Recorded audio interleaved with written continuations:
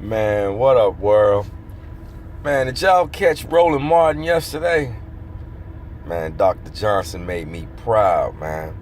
He's probably one of the very few African American leaders that have come into prominence that has a national stage that I have the utmost respect for. You know, this brother has, while establishing his platform, he hasn't lost his sense of who he is, you know? And I realized yesterday that uppity black folks can be worse than the most racist white person that you may come in contact with. It's a shame that how we can never come together for a common goal when the common goal should be the success of all of us. He was ambushed yesterday on the Roland Martin show. I mean, they started blasting and trying to figure out where his credentials come from, what makes him a doctor.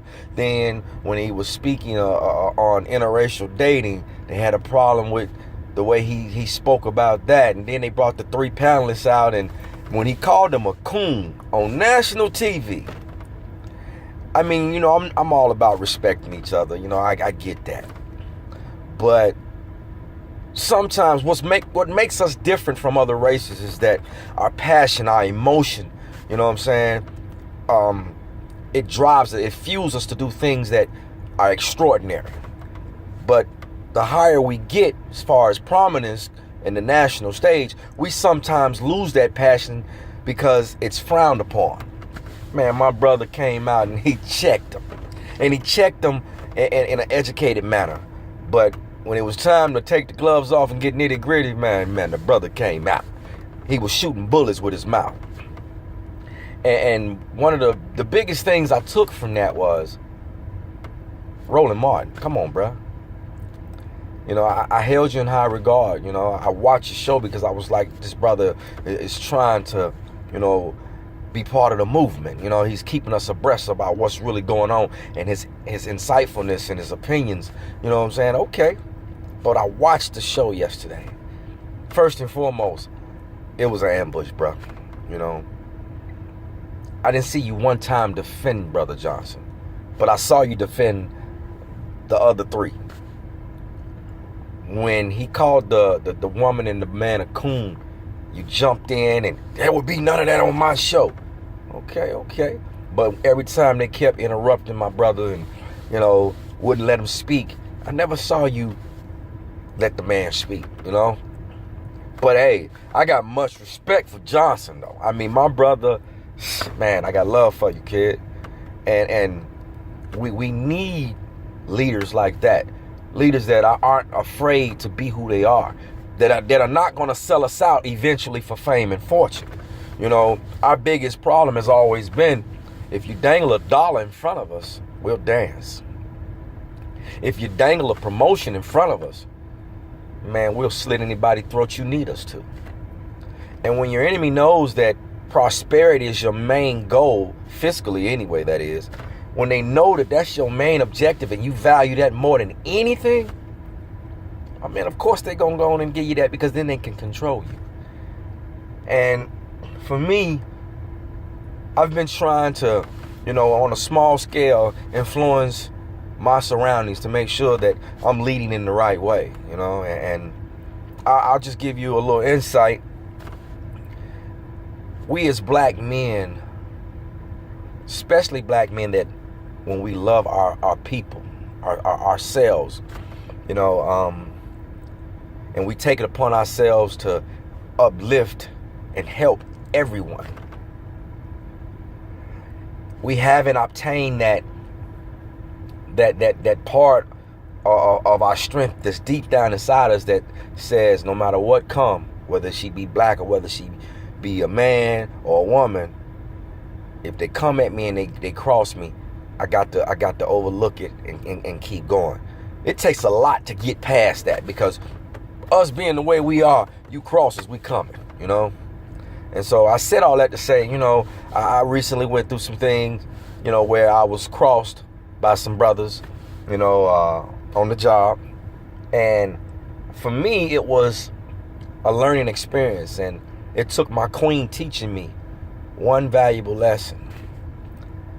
She said, it's fine for you to walk around here and try to teach discipline and try to teach confidence and educate your young brothers on how they should carry themselves, walk, talk, and act. She said, but the mistake you're making is that you're trying to teach the one attribute that you have to be born with. She said, you're trying to teach loyalty. Loyalty can't be taught. It's either in you or it isn't.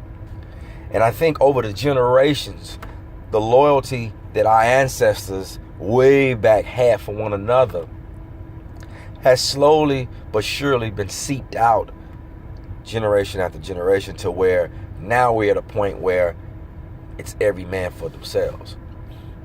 I can't even count how many times I heard brothers tell me, man, that ain't my problem, man. You know, that's not my business to help that cat. And I continue to do me. You know, I continue to help every brother that I come in contact with. I show my respect and my homage to my sisters and my queens because I understand it starts with me. But I felt the proudest I have felt in quite some time about my people watching that brother yesterday on TV. The way he carried himself, the way he didn't become angry and, you know, emotional, as you know, as we have a tendency to do when someone crosses us. The way he kept it dignified, but he let them know I ain't the one to play with. Man, that right there, that was real.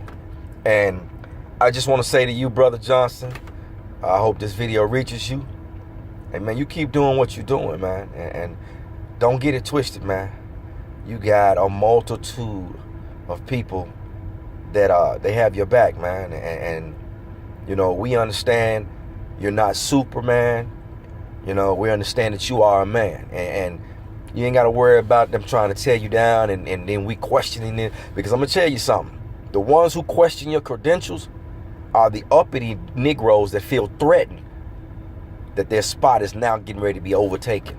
Because what they don't understand is they're trying to figure out how you have galvanized the youth of African America. How you have garnered so many followers and such a huge following in so little time, but at the same time, they've been doing this for decades and they can't seem to galvanize. You know, the older blacks, you know, we shall overcome. And to them, I say this. The reason why you all can't galvanize the way this brother does is because this generation here, man, we see through you like glass, bruh. We understand the cooning. We understand the dancing. We understand that you truly don't work or try to benefit us. It's all about you and who you're working for. Understand that. This generation, no matter how many mistakes we may make far as, you know, as a culture, we see right through the phony and the fakeness. You know, and this is why this brother is able to, you know, reach those that you all couldn't reach. Because you all were talking at us instead of to us. You know, we couldn't see ourselves in you. We can see ourselves in that brother. So, hey, I just wanted to reach out and let everybody know, hey, if you get a chance, go on YouTube and check yesterday's episode out of the Roland Martin Show.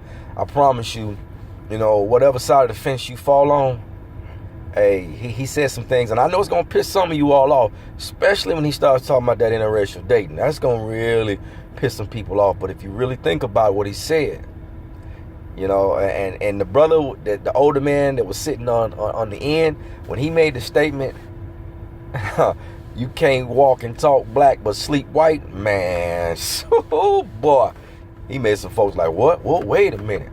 But hey, go and check it out. Hey, this your man Count. Just spreading a little info. Peace.